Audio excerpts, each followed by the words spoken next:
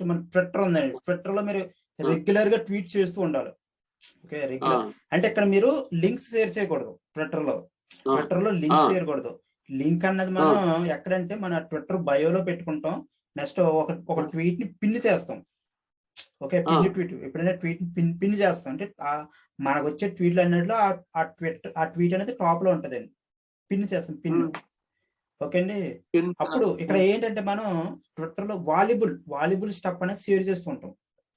అంటే just text రూపంలోనే tweets.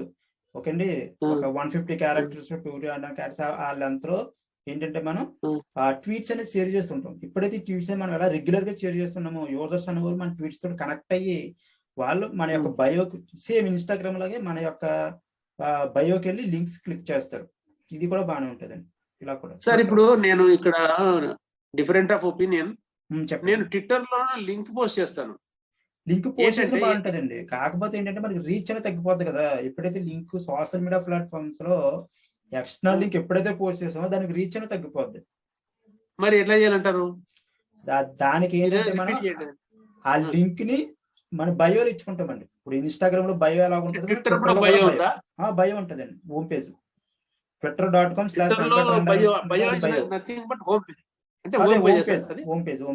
Page bio. అక్కడ ఇచ్చుకుంటాం. అక్కడ లింక్ ఇచ్చుకుంటాం. హోమ్ పేజ్ లో మామూలుగా మనం పోస్ట్ చేస్తాం మన ఒరిజినల్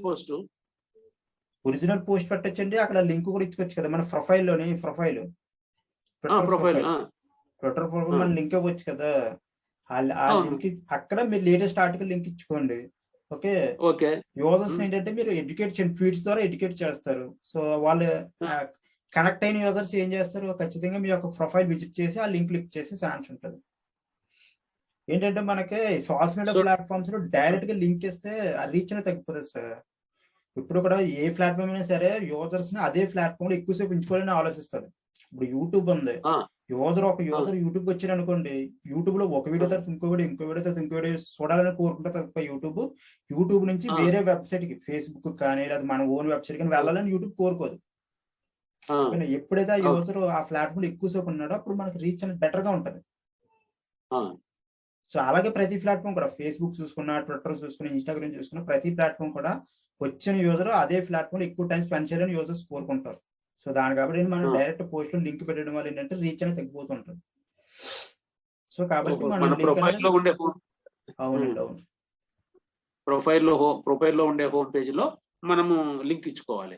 ఇస్తూ మనం అక్కడ పోస్ట్ లో అక్కడ మనం కాల్ టు యాక్షన్ ఇచ్చుకోవచ్చు. అక్కడ visit the link bio, call to action అంటే visit the link in the bio for more value అని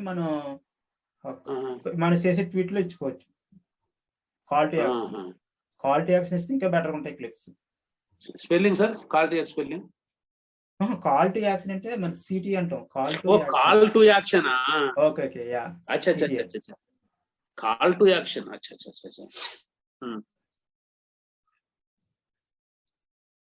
వాళ్ళు ఓపికతో హోమ్ పేజ్ కి వెళ్తే పర్వాలేదు. ఇప్పుడు మనం బెటర్ వాల్యూ ఇచ్చామనుకో, ఇప్పుడు ఈ పర్సన్ తో మనం బెటర్ వాల్యూ ఇస్తే ఇమీడియట్ గా వెళ్తారండి యూజర్స్.